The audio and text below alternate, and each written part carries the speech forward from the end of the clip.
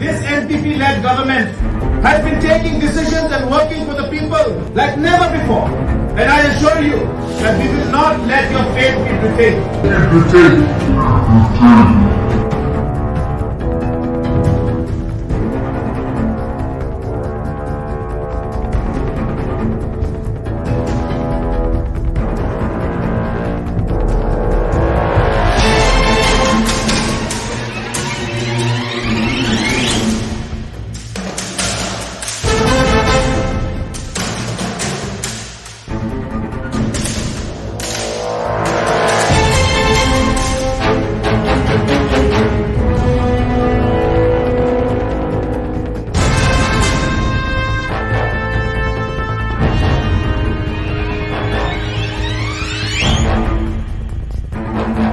That we will not let your faith be betrayed.